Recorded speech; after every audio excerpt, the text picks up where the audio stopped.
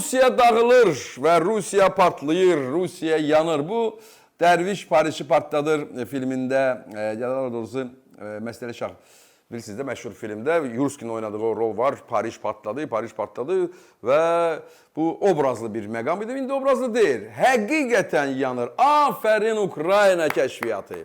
Afərin cənab Maluk, cənab Zelenski.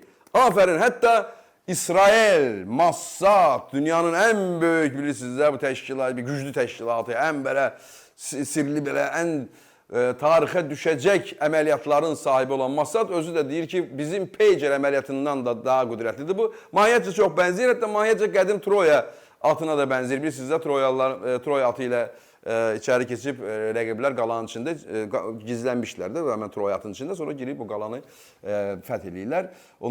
Məşhur. O da əfsanədir. O əfsanədir, əziz dostlar. Homerin əfsanəsidir, bizə gəlib çatıb, tarixi hadisə deyil. Amma bu isə tarixi hadisədir və burada heç kim heç yana gizlənməyib. Sahibləri, bu əməliyyatın sahibləri Ukraynada oturublar və il yarım ərzində elə bir əməliyyat ortalığa çıxardıblar ki, Rus kəşfiyyatı, FSB, FSO, sonra ümumiyyətlə gizlənib Putin, harası yan ki, bunkerdə indiyə kimi. Heç birinin səsi çıxmır, Rosgvardiya hamı qalıb mat və bütün dünya necə də o pomidor xiyar məsələsinə oxşayır. Türkiyə, Rusiyanın, dünyanın ikinci göstərəcəm sizə indi birazdan. Videolar bir gün çoxdur. Dünyanın ikinci ordusunun qüdrətini birazdan göstərəcəm sizə. Onun bir hərbi heyətini sizə göstərəcəm. Gülməli və kimo hərbi heyətini göstərəcəm. Amma Türkiyə Rusiyanın hərbi təyyarəsini vuranda, F-16 su neçənib məmnəçəsi idi, hansıysa vuranda, bütün dünya dedi, eləmə, o dünyanın ikinci ordusudur, onun 1 milyondan artıq əskəri var, tankları, minlər, 10 minlərlə təyyarələri var, onun raketləri var, onun İskəndəri var, XA var, var ki var da, bilirsiniz, raketlər var, helikopterləri var, o gələr üstüvə tankları ilə, o siz nə edirsiniz, amma məsələ ondan xiyarla, pomidorla bitdi, çünki Putin qorxdu. Putin Erdoğan'dan bək qorxur. Bu belədir. Fiziki olaraq, hətta mənəvi olaraq onun qorxusu var. Ümumiyyətlə, belə psixoloji problemi olanlar həmişə, hətta dəlixanada da dəlilər bilirsiniz, bir həkimdən qorxurlar. Bir həkim də həmən dəlilər üçün Erdoğan'dır. Qorxur və pomidor xiyar məsələsi. İndi də Ukrayna Rusiyanın strateji aviasiyasını yerlə yeksən edir. Özü də İrkutskda 4000 kilometr Ukrayna sərhədinə uzaqlıqda. Elə eyni vaxtda bilirsiniz ki, vaxt kəməri Rusiyada, Rusiya böyüdür, ərazisi böyüdür, hamısı da işğaldır. Bilirsiniz ki, hamısı Turan ərazisidir. Vaxt gələcək, orada Turan dövlətləri yaranacaqlar. Amma indi hələ ki, ərazisi böyüdür. Ona görə əgərlərim İrkutskda saat 5-dirsə, Kurskda saat elə 1-dir məsəl üçün də. Amma eyni vaxtda, eyni dəqiqədə il yarım hazırlanan bu gözəl əməliyyat aerodromlarda olan bütün o, bilirsiniz də, orada olan bütün o təyyarələri, strateji təyyarələri məhv etdi. Amma buna qədər də Vladivostokda, baxın, ucqar Vladivostokda və ondan əvvəl də dəmir yolda qatarlamalar hamısı qaldı kölgədə, o partlayışlar, o dağıntılar. Baxın, görün Rusiya necə yanır və necə patlayır. Nə gözəl mənzərədir bu. Baxın.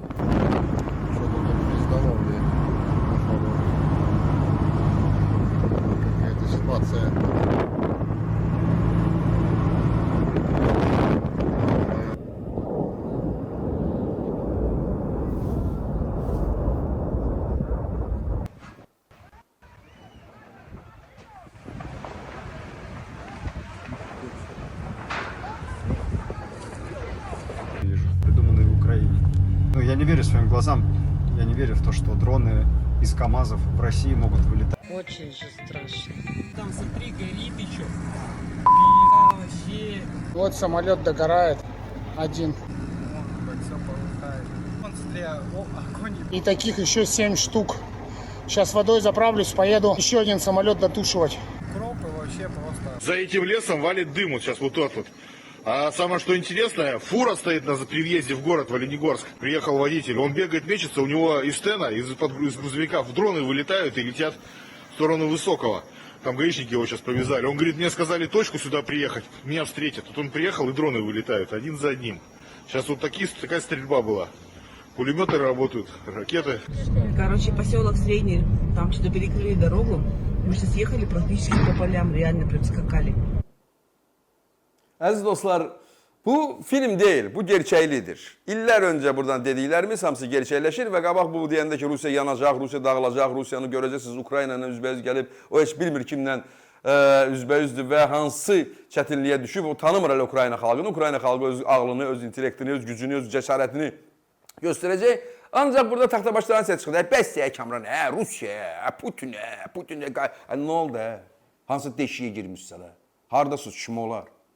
O gün də Facebookda yazmışdım. Yoxa çıxmışsınız, Rusiya yanğısı ilə burada yaşayanlar. İndi Ruslar özləri deyirlər, gözümüzə inanmırıq. Kamazlarda, Rusiyanın şimalında, Sibirdə və bütün Rusiyada Kamazın arxasından evin, bilməm, hansısa balaca bir taxta evin içindən dronlar çıxır gözlərinin önündə və bunların təyərlərini vurur, partladır. Ala, əməliyyata baxın, Rusiyanın gözünün qabağında birdən-birə Kamazın belə yük yerindən, binanın, orada da balaca bir taxta bina var, içindən çıxır orada dronlar, idarə olunur, qəşəng və bütün Rusiyanın aviasiyası, strateji aviasiyası məhv edilir.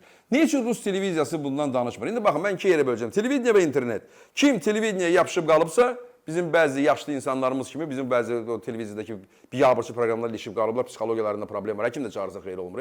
İndi Rusiyada da və bütün dünyada var, televiziyaya ilişib qalanlar, internet, yeni texnologiyanı anlamayanlar və bunun fəsadını sizə indi söyləyəcəm əziz dostlar. Amma Rusiya televiziyaya ilişib qalanlar üçün deyirəm. Rusiya televiziyasında bunu demirlər. Deyirlər, bəs nə əcəb Rusiya bunları hamısını göstərmir. Ki, bu Rusiya imperiyasının çürük və o ifunətli imperiyanın ənənəsidir.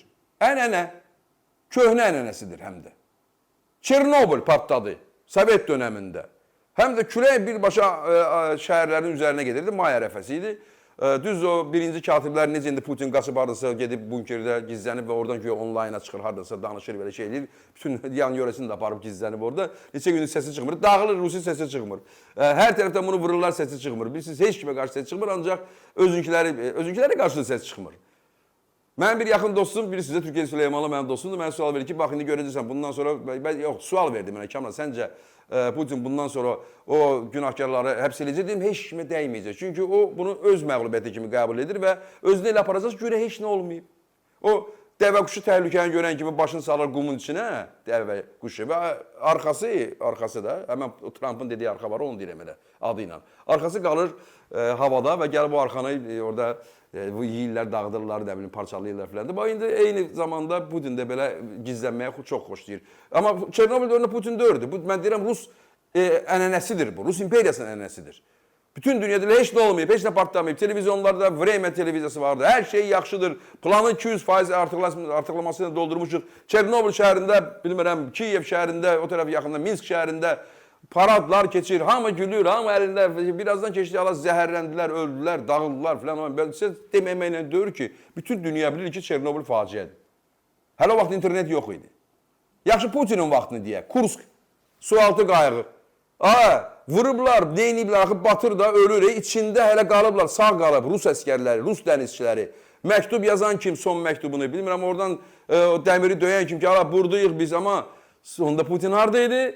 Soçidə. Neynirdi? İstirahat edirdi. Əmr verdi televiziyaya ki, deməyin, heç nə yoxdur. İndi batıb. Bundan soruşdular ki, batıb qutarandan sonra soruşdular ki, nə oldu Kursk gəmisi, sualtı gəmisi? O dedi, onu utanıl. Ana utanırlar. Lodkada da, onlarda jenski şey var da, onlar qadına başqa özür dilir, kişiyə başqa özür dilir. Hər halda, ana utanırlar. Yəni, batdı. Amma o Rus dənizçiləri, təsəvvürünüzə gətirirsiniz dəhşəti, dövlət başçısının dəhşətinə baxın və xalqın dəhşətinə baxın, onun faciəsinə baxın. Dövlət başçısı kefdədir Soçidə və onun dənizçisi orada axırıncı məktubu yazır və deyir ki, bizi xilas edin bilir, amma ki, veci nə deyil, o Soçidə də ölsün də orada da. O milyonlarla Rus, 100 milyonlarla ölsə belə onun vecini olmayacaq. Bu da Rus imperiyasının, bu da Rus imperiyasının ənənəsidir. Onların insanları ət, amma indi ətlə müharibə uda bilməzsən, o dövr deyil. Üzbəyüz dayanan, əgər sənin kəşfiyyatının başında Maluk yoxdursa, Maluk Ukraynada var, səninki həbs eləmirsən. İkisini həbs eləmirsən artıq bu 4 il içində, çünki bacarıqsızdılar. Əgər o tərəfdə Zaluzhny varsa, burada Şaygu var. Şaygunu həbs eləmirsən. Demək olar ki, həbs eləmirsən də. İndi onun ətrafını həbs eləmirsən. Özü ilə Sibirdə harısı 2 dəfə balıq tutmusan deyənə qalıb orada. O Zaluzhny var idi. O hücumu bacarırdı, Xersonu da aldı, Mariupol. Girdi aldı da şəhərlər aldı sənin əlindən də. Xarkovun ətrafını da aldı, hamısını, liman, hücum hamısını aldı əlindən. Sonra müdafiə keçməyə lazım idi. Dəyişdilər Zaluzhny getdi İngiltərədə. Bəlkə də gələcək prezidenti Ukraynanın, həmən o Zaluzhny. Sırskini qoydular, sən də burada Gerasimov, Lapin, Armagedon vardı, yadınızdadır. O Stara, nə idi onun familiyası? Suravikin idi, nə desin? Suravikin idi, hə. Armagedon, onu Suriyadan gətirmişlər. Suriyada müsəlmanın başına bomba atmağına var ki, cavab verənmir. Səni qalıb orada yazıq, vurursan, öldürürsən, müsəlman öldürəndə şimdi səsi çıxmır, o sənin üçün asandır. Amma bu Ukraynadır.